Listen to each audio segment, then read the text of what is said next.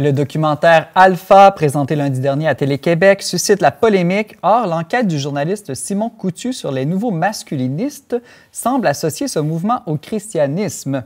Laurence Godin-Tremblay, tu as vu ce documentaire. Est-ce qu'il présente une vision de la masculinité compatible avec le christianisme, selon toi? Non, pas vraiment. Bon, c'est clair. Mais je vais m'expliquer. C'est vrai, Simon, que le documentaire Alpha donne un rôle privilégié à Jésus. Pourquoi? Parce que Jésus, ce serait un influenceur des influenceurs masculinistes québécois. Mais sauf que si Jésus a bien un rôle dans le documentaire, c'en est un muet. En fait, on s'intéresse peu à la doctrine chrétienne, sauf peut-être au moment de citer un verset en particulier, celui qui fait saigner les oreilles de toutes les féministes au Québec en ce moment. Je parle évidemment d'Éphésiens 5, « Femmes, soyez soumises à vos maris ».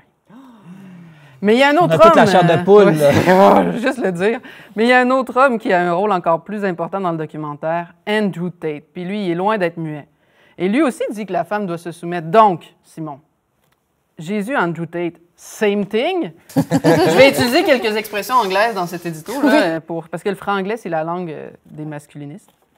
Eh bien, rappelons d'emblée que ce n'est pas parce que tout citron est jaune et que, par exemple, ma voiture est jaune que ma voiture est un citron.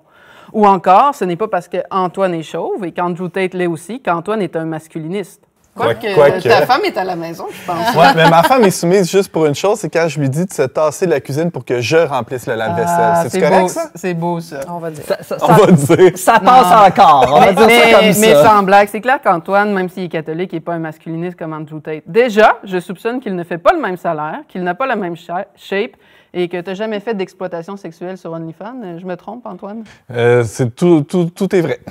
Alors, si pour être un mâle alpha, il faut faire partie, comme le suggère le documentaire Andrew Tate, du 1% dans l'argent et le fitness, je vous garantis que les exigences chrétiennes sont plus basses. Déjà, Jésus, c'était pas le plus riche en ville. Ceci dit, une question demeure. On fait quoi de notre fameux verset « Femmes, soyez soumises à vos maris ». Toi, Antoine, tu l'as dit, ta femme est soumise juste pour se tasser du lave-vaisselle. Pour le reste, ça va. Mais en tout cas, je voulais pas te mettre sur le hot seat. De toute manière, tu pourrais me rendre l'appareil. Suis-je soumise à mon mari? Alors, au risque de scandaliser nos millions d'auditeurs, oui, je crois en la parole d'Éphésiens 5. Okay. Mais rassurez-vous. Oui, j'ai déjà à dire dans quel sens tu y crois. Rassurez-vous, ça ne change pas grand-chose dans mon mariage, même si en même temps, ça change tout. Vous me suivez? Pas encore. En fait, ça ne change pas grand-chose parce que je vais vous donner un scoop. Mon mari et moi, on est pas mal d'accord sur toutes les décisions importantes de notre vie. Ben, c'est un petit peu pour ça qu'on s'est mariés. Bon, vous vous en doutez sûrement, c'est sûr que des fois, j'aurais envie de me trémousser toute la nuit au Dagobert en petit habit coquin, mais que par soumission à mon mari, je me retiens. Mais c'est le seul point de désaccord.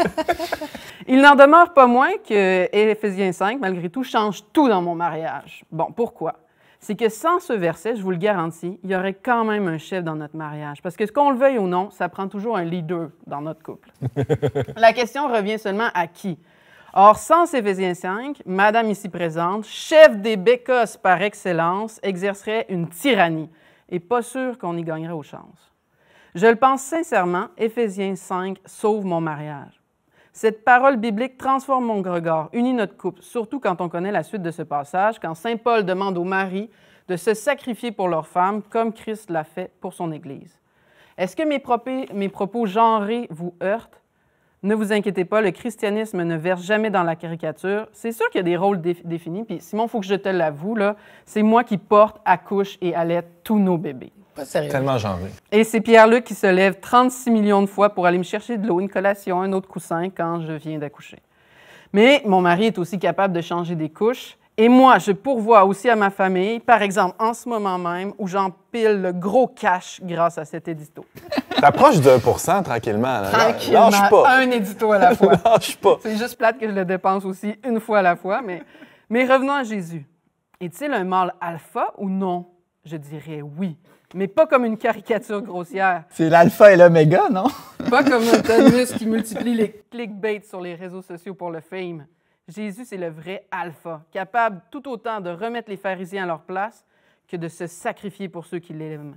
Il est le plus grand et en même temps le plus humble. Il est l'alpha et l'oméga. Désolé, j'ai volé ton punch, Laurence. Mon mari a dit qu'il était trop prévisible. J'en ai un autre punch, c'est Jésus, quand ça dit « Voici l'homme ». Voici l'homme. C'est pas tout à fait Andrew Tate, je pense, que Pilate montre, mais Les le maganés. vrai homme, c'est un homme torturé, en fait, souffrant. Laurence Godin-Tremblay, chroniqueuse pour le magazine Le Verbe, merci pour ton édito.